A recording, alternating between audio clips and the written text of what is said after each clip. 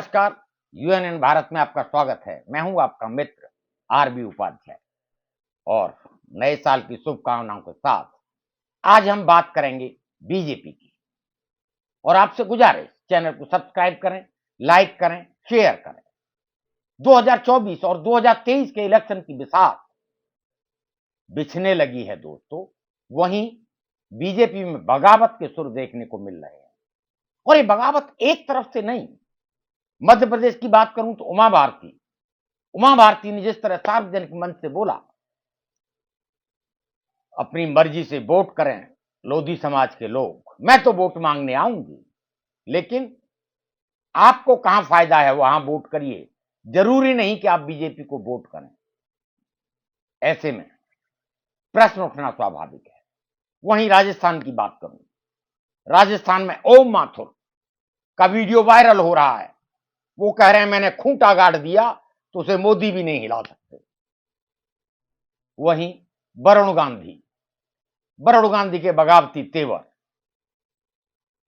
पहले ये आवाजें बीजेपी में सुनाई नहीं देती थी, लेकिन अब ये आवाजें मुखर हो रही हैं और 2014 से लेके 2019 तक या उसके बाद भी 2022 तक कहीं कोई विरोध का स्वर जो मोदी जी कह देते थे वो फाइनल होता था और माननीय प्रधानमंत्री को कहीं कोई चैलेंज नहीं मिलता था। आज बीजेपी के अंदर से ही बगावत के सुर सुनाई दे रहे हैं। ऐसे में अनदेखा नहीं किया जा सकता इन सुरों को। मध्य प्रदेश में भी चुनाव है, राजस्थान में भी चुनाव है और इन प्रदेशों के चुनाव 2024 का भविष्य तय करेंगे। उमा भारती एक लंबे समय से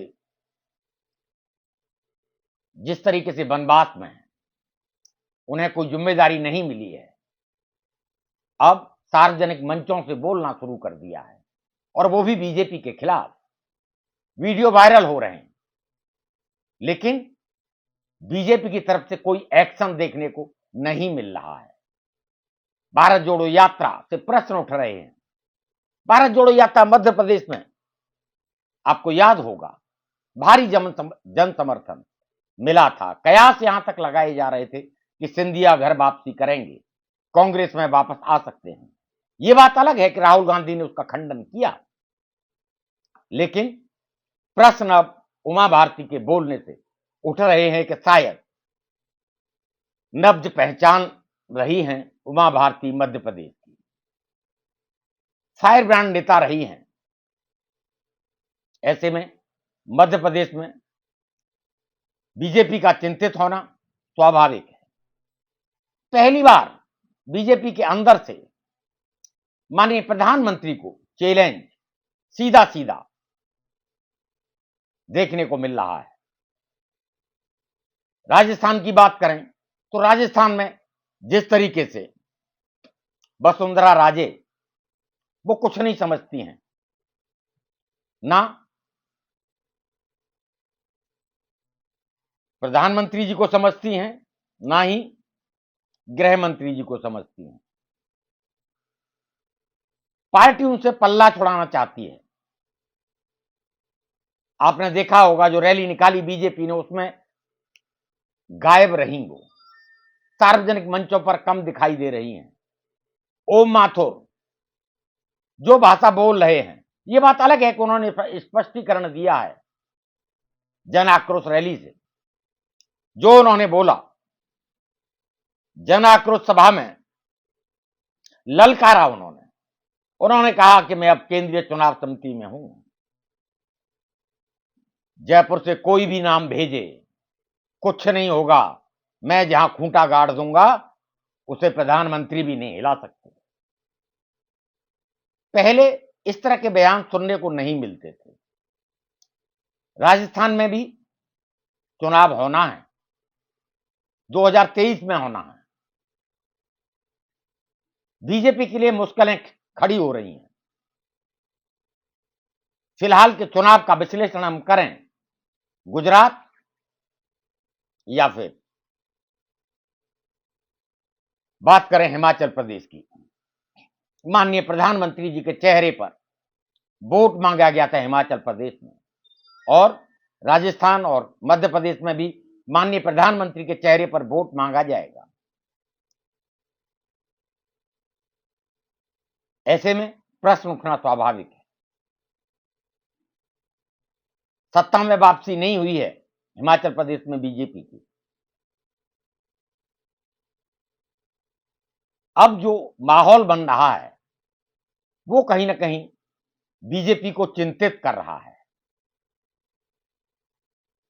जिस तरीके से ओम माथुर बोल रहे हैं, उमा भारती बोल रही हैं, वरुण गांधी बोल रहे हैं। वरुण गांधी को भी बहुत लंबे समय से हाशिए पर रखा गया है। कयास यहां तक लगाए जा रहे हैं, उनके दो भाषण, एक सार्वजनिक रूप से अभी भारत जोड़ो यात्रा में जो प्रश्न खड़े किए राहुल गांधी ने, वही प्रश्न वरुण गांधी भी उठा रहे हैं। और कयास यहां तक लगाए जा रहे हैं कि वरुण गांधी भी बीजेपी को छोड़कर कांग्रेस ज्वाइन कर सकते हैं, और राहुल, प्रियंका, उसके बाद वरुण गांधी, सोनिया मिलकर बहुत बड़ा चैलेंज बीजेपी के लिए माननीय प्रधानमंत्री जी को सीधे सीधे कटघरे में खड़े कर रहे हैं। वरुण गांधी भी और राहुल गांधी भी। राहुल गांधी का प्रेस कॉन्फ्रेंस में यह कहना कि माननीय प्रधानमंत्री जी तो प्रेस कॉन्फ्रेंस करते नहीं है, इसलिए मैं दो चार ज्यादा कर देता हूं। यानी आज तक मीडिया ने भी प्रश्न नहीं उठाया कि माननीय प्रधानमंत्री मीडिया से रूबरू नहीं होते हैं, सिर्फ मन की बात करते हैं। लेकिन दबी जबान से सोशल मीडिया पर यह चीजें चल रही थी, अब सार्वजनिक रूप से बोले जाने लगी हैं। और जब प्रश्न उठते हैं तो बहुत सारे प्रश्न उठते हैं। एक तरफ विपक्ष लामबंद होने की कोशिश में, दूसरी तरफ किसान नाराज है, किसान आंदोलनरत है। 2022 तक आमदनी दुगनी होनी थी, लेकिन कुछ नहीं हुआ है। और मैं इसलिए कह रहा हूं दोस्तों कि जो योजना है, ऐसी कोई योजना नहीं है कि किसान की आमदनी बढ़े। बिजली के दाम बढ़ रहे हैं, पेट्रोल डीजल के रेट बढ़ रहे हैं, उर्वरक के दाम बढ़ रहे हैं। ऐसे में खेती का खर्चा तो बढ़ा है, लेकिन एमएसपी उस रेशो में नहीं बढ़ा। और एमएसपी अगर तय भी कर दिया जाए तो क्या गारंटी है कि एमएसपी पर किसान का सारा माल बिक जाएगा या खरीद लिया जाएगा। हमने देखा है एमएसपी से कम रेट पर किसान मजबूर हो जाता है अपना उपज बेचने के लिए मंडी में। ऐसे में चारों तरफ से प्रश्न उठ रहे हैं। इन सब प्रश्नों के जवाब कहीं नहीं मिल रहे हैं। बीजेपी की तरफ से जवाब नहीं आ रहे। अब तो राहुल गांधी ने यहां तक कह दिया कि बीजेपी और आरएसएस को मैं गुरु मानता हूं। बहुत बड़ा बदलाव राहुल गांधी में भी देखने को मिल रहा है। दिन प्रतिदिन बॉडी लैंग्वेज और प्रेस से रूबरू होने के, प्रश्नों का उत्तर देने का जो लहजा है, उसमें काफी बदलाव देखने को मिल रहा है। यह बात अलग है कि प्रश्न भी उठ रहे हैं भारत जोड़ो यात्रा पर कि ये जो भीड़ चल रही है, क्या ये वोट में तब्दील होगी। ये तो वक्त बताएगा। लेकिन इस समय बीजेपी के अंदरूनी हालात ठीक नहीं है। मध्य प्रदेश, राजस्थान, बंगाल, कर्नाटक में भी आप देखिए, महाराष्ट्र और कर्नाटक का सीमा विवाद, माननीय गृह मंत्री अमित शाह के हस्तक्षेप के बाद भी उस पर विराम नहीं लगा है, थमा नहीं है विवाद अभी। हरियाणा के मंत्री का इस्तीफा देना, उन पर भी गंभीर आरोप है। यानी एंटी इनकम्बेंसी फैक्टर काम कर रहा है। प्रश्न उठ रहे, महंगाई हो, बेरोजगारी हो, शिक्षा हो, स्वास्थ्य हो। ऐसे में कोई भी उत्तर देने वाला बीजेपी की तरफ से सामने नहीं आ रहा है।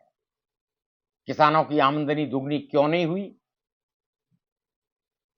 रोजगार के क्षेत्र में माननीय प्रधानमंत्री को घोषणा करनी पड़ी कि हम इतने लाख रोजगार नई भर्ती करेंगे। समय समय पर घोषणाएं होती रहती हैं, लेकिन जमीनी हकीकत अलग है। आज युवा बेरोजगार है, इसको नकारा नहीं जा सकता। इसे बहुत लंबे समय तक इग्नोर भी नहीं किया जा सकता।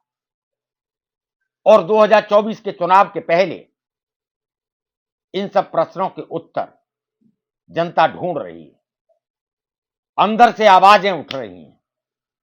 पार्टी की जो लीडरशिप है वो बोलने लगी है। ऐसे में 2023 में कई राज्यों में चुनाव होने हैं। उसके बाद 2024 में लोकसभा का चुनाव होना है।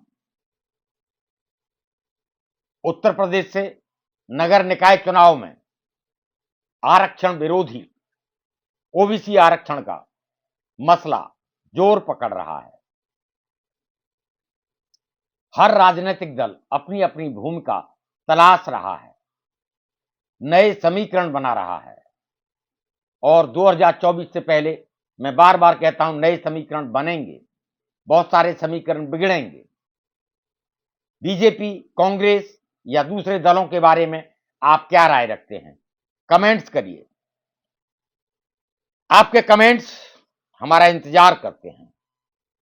अब तो सोशल मीडिया पर भी घमासान मचा हुआ है।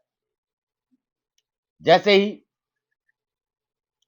ओम माथुर का जो वीडियो वायरल हो रहा है, जो भाषण वायरल हो रहा है जन आक्रोश रैली का, बहुत सारे यूजर सोशल मीडिया पर कह रहे हैं कोई तो है जो बोल रहा है।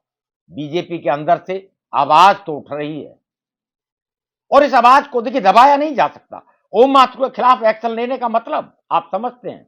उमा भारती के खिलाफ कोई एक्शन क्यों नहीं हो रहा? ये भी प्रश्न उठ रहे हैं। ये बात अलग है कि ओम माथुर ने डैमेज कंट्रोल करने की कोशिश की है। उन्होंने कहा है कि मेरा पूरा बयान छपा है, गलत मतलब निकाला जा रहा है, मैं बीजेपी की उपलब्धियां गिनवा रहा था। आप क्या राय रखते हैं? हमें कमेंट्स करिए और पुनः आपसे गुजारिश, चैनल को सब्सक्राइब करें, लाइक करें, शेयर करें। नव वर्ष की शुभकामनाओं के साथ नमस्कार।